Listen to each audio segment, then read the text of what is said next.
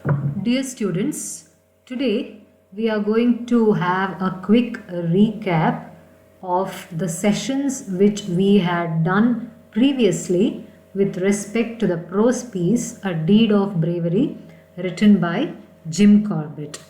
Now in this revision session, we are going to quickly see briefly about the introduction to the author, the analysis of the prose piece, short questions, and the language components. To begin with, let's see very briefly about the author. His complete name was Edward James Corbett, and his period was 1875 to 1995. He was a British hunter, conservationist, author, naturalist, and he was also a colonel in British Indian Army. He became a passionate photographer as well. He strived to protect India's wildlife. He died of a heart attack after he finished his sixth book, Treetops. This is about the writer. Now, the analysis of the poem in a small nutshell. Now, we have two main characters in this prose piece, Hariya and Narva, and they lived in a village near Almora, and they were the basket makers.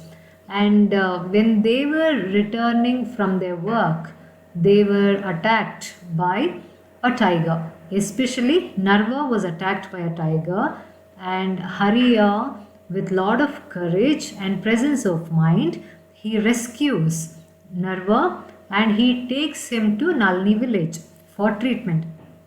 Whatever treatment available was there, he could get that treatment. But later,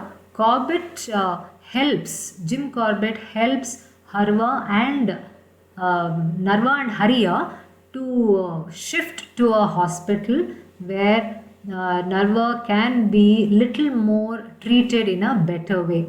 But the only hospital which was there in Kaladhungi and the only doctor who was there in the hospital was inexperienced, and some kind of treatment was given and he survives this entire accident. Now Jim Corbett tries to get Hariya a certificate of bravery from the government, but it was not possible as there was no witness, because government asks for witness if they have to give award for bravery. But finally Corbett feels that the entire incident has been such a deed of bravery for which they should have been rewarded, but since it is not happening, he feels that it is better to be documented in his writing, as these unsung heroes should never go undocumented. So that's the reason why he writes this prose piece where these two characters are existing, and we, the readers, come to know about this kind of bravery which happened in the days of Jim Corbett. Now, coming to the short questions and answers, based on the lesson, there are a few questions for which your answers should be either in a word, phrase, or a sentence. In the examination question paper, the first section is these questions. So you need to be very specific, very precise when you answer these questions, and you should be familiar with the lines and the events which happen in the lesson to answer these questions. We have already considered a session on the questions for which you have to answer in a word or a phrase or a sentence. This is just a recap. Now you can see the questions here.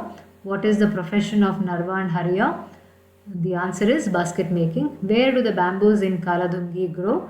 They grow in government reserved forests. So it's just a sample which is given here for you to revise. Now moving on to the language aspects, we have 4 topics and another comprehension passage. 4 topics on grammar and 1 topic on comprehension. The 4 topics on grammar are punctuation, framing questions, use of negatives, and linkers. And the last topic is comprehension passage. Now, under punctuation, when you're answering a question, you have to keep in mind the most commonly used punctuation marks, which are the capital letter, full stop, comma, inverted commas, exclamatory mark, and a question mark. Though there are many more punctuation marks, these are the most commonly used ones. Now look at the first sentence. We had a great time in France. The kids really enjoyed it. So this is how we have answered the question. In the beginning, W becomes capital, France, F becomes capital, and the end of the sentence we keep a full stop. The beginning of the next sentence, the T capital, and at the end of the sentence, full stop is used. Now second sentence, some people work best in the mornings, others do better in the evenings. Same principle we have followed here also. Beginning is the capital letter, ending is the full stop, and when you are reading a sentence, if you are going to pause meaningfully in that particular place, you are supposed to use a comma. Now in the second sentence you can see that some people work best in the mornings, others do better in the evenings. So when you pause a while, you use a comma. So the moment you look at the comma, when you are reading the sentence, it means that you have to pause there. Now moving on to the second topic under grammar section, framing questions. You have two kinds of questions to be framed. One is WH question, the other one is yes or no question. When you get a sentence with the underlined word, it means you have to frame WH question to get that underlined word as the answer. Now the first question, the factory workers have gone on strike. Who have gone on strike? Is a WH question which is framed. Now the second one, he can speak 5 languages. How many languages can he speak? Is a WH question which is framed. Now when you are framing questions, the tense of the sentence and the question should remain the same. Now moving on to the third topic under grammar, use of negatives. Now use of negatives in the sense using the word not, no, or never in a sentence. If you are given a negative sentence, that negative word exists.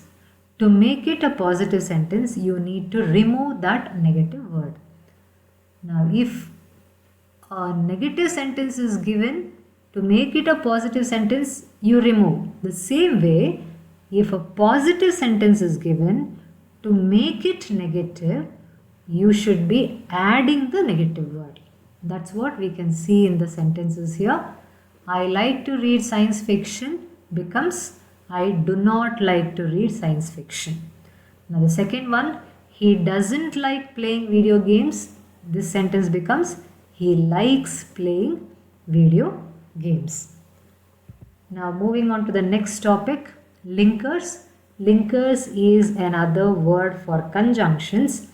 Now conjunctions will be given to you, or the linkers will be given to you just after the sentences within brackets, so that you can choose the linker and then place it in the blank given in the sentences. The examples are given here.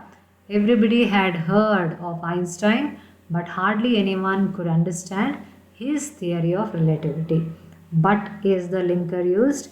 In the next sentence, though it is a small house, it is very comfortable one. Now here, though is the linker which is used. You don't have to think by yourselves. You can just pick the linker which is already given in brackets. Choose it correctly. So when you are choosing, you should be clear in your mind about the meaning of the linkers. If you know the meaning, it's easy for you to choose the correct linker to be filled. Now these are the grammar topics. The last topic is the comprehension passage. Now when you get a comprehension passage, You read the passage, understand it, and answer the questions which follow. Now, when you answer the questions, those questions will be 1-mark questions. So, you need to be precise. Again, your answers should be either in a word or a phrase or a sentence. So, don't give too many sentences as an answer for one particular question. Answer to the point. Don't be confused with the sentences in the passage. So understand the passage correctly and then answer. So this language section is for 20 marks in the examination. If you know the basics of language correctly, then all 20 marks is yours. Otherwise, you will be probably in the other extreme. There's nothing called in between when it comes to grammar section. Either you score complete marks or you score no marks. There is nothing 50%. There is nothing called 50%. 50% correct and 50% wrong in grammar concepts. So be very clear in understanding the grammar concepts and answer the question paper. Thank you very much. We shall meet in the next session with the discussion of the second prose. Thank you very much.